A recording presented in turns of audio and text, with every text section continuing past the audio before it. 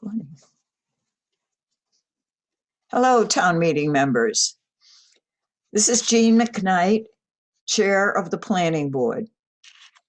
Article 12 of the special town meeting warrant calls for the appropriation of $60,000 for planning consulting assistance to be spent under the direction of the town manager.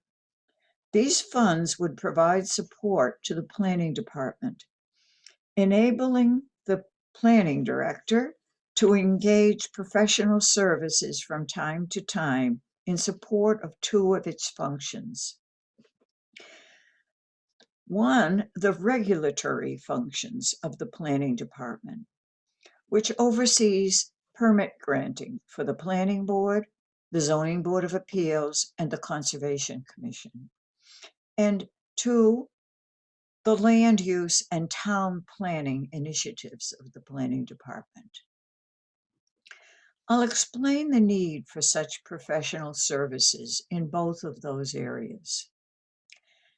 As to regulatory functions, the permit granting and land development plan review functions of the boards that the planning department supports has called for contracted professional services over the last decade. And this is expected to continue over the next few years. The planning director anticipates a need for professional services in such areas as traffic and transportation engineering and fiscal impact analysis to complement the expertise of town staff. Having access to professional expertise across multiple land use disciplines in a complex regulatory environment has proven essential to allowing the department to effectively address the permitting issues coming before it. In addition, the funds would be used to help the planning department research and advise other appropriate regulatory boards of the town when presented with complex development projects. The use of contracted services is also anticipated to support the planning department's planning and zoning initiatives. And in some cases, this funding would supplement funding from other sources.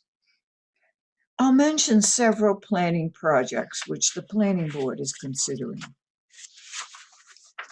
We want to review the goals of the 2009 Needham Center Plan and the steps completed to date to meet those goals, to determine if adjustments to the zoning for Needham Center and Chestnut Street are warranted.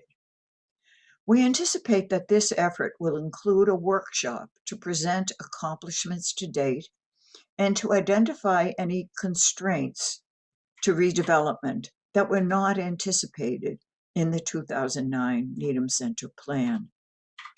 The 2009 plan detailed the village concept that called for diverse mixed-use districts, combining residential, commercial, and civic uses in a compact area, and proposed new zoning regulations to encourage massing that helps define the street edge and that serves as a backdrop to the streetscape.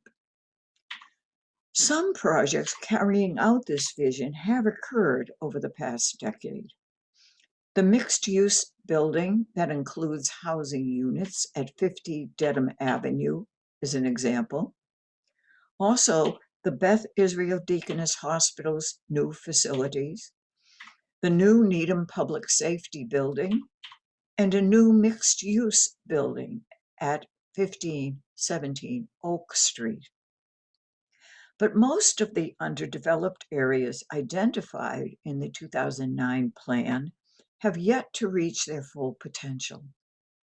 The purpose of this review would be to examine current impediments to redevelopment and to make the warranted adjustments in our zoning. Suggestions from the Needham 2025 plan, recently done by the Select Board, will be examined, along with other identified constraints. We anticipate that this planning effort will provide a framework for informing adjustments to both the zoning and implementation plan for Needham Center and the Chestnut Street corridor moving forward. We also want to review the land use and policy goals of the business district located along Highland Avenue between May and Rosemary Streets. That's the district that includes Bertucci's and Sudbury Farms. The land use and the land use and dimensional regulations for this district have not been updated in over 50 years. Prior to 1989, all the town's commercial areas were zoned under a single business district designation.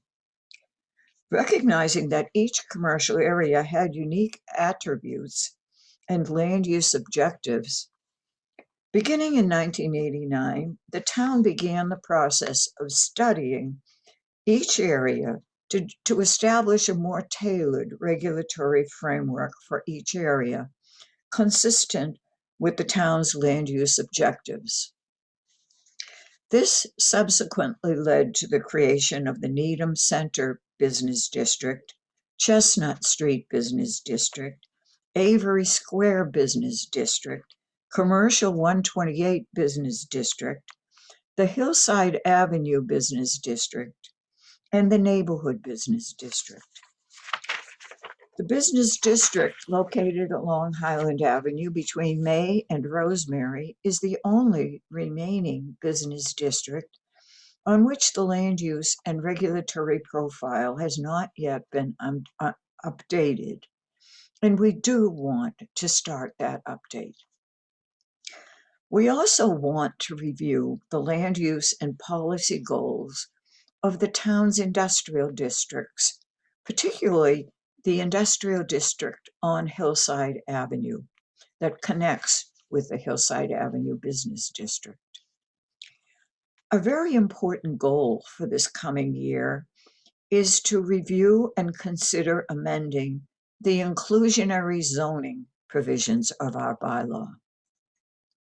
The town has incorporated inclusionary zoning mandates into its zoning bylaw for a number of our overlay districts, including the independent living units in the Elder Services zoning district, as well as zoning for the Needham Center, Lower Chestnut Street, and Garden Street overlay districts.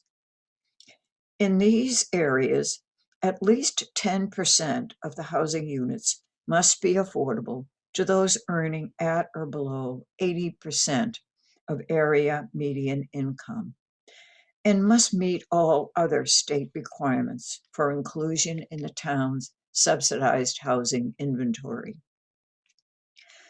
More recent zoning as part of the mixed-use overlay district, which is in the Highland Avenue area east of 128, as well as changes to the neighborhood business district, increased the affordability requirement to 12.5% in these districts, with the option of a payment in lieu of units provision in the case of the neighborhood business zoning.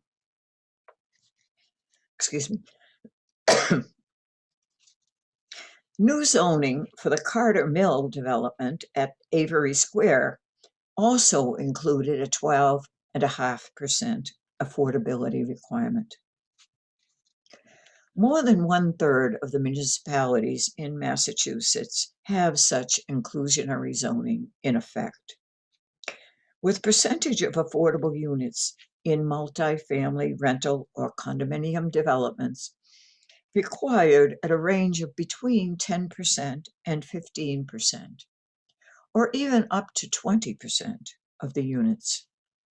The level of incomes to be reached is also a factor to be considered. Not having such inclusionary zoning in place for all of our zoning districts is causing the town to miss opportunities for new affordable units as part of recent subdivisions, and it could have been a part of the new 8-unit residential project on Honeywell Street that was just permitted, for example. Related to inclusionary zoning is our recent allowance for accessory dwelling units. Over nearly 2 years of experience with ADUs, are we satisfied with the very limited provisions that we have, which require a special permit just to provide housing for an elderly parent, for example? Or might we now move to allowing such family member units as of right, and think about other ways we can help older homeowners with a provision for rental ADUs by special permit, as our public health department had suggested when we began the planning process for ADUs a few years ago.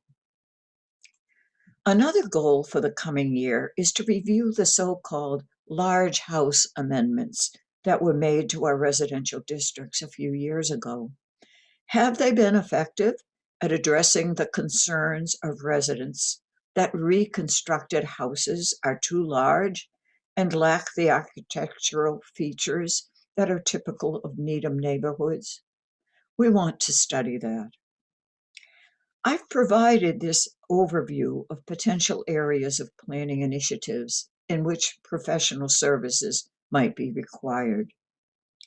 In closing, I note that the town manager and the planning director recommended in 2015 to fund these types of planning consulting services under a single article appropriation, as we're proposing now under Article 12, and not within the planning department budget itself.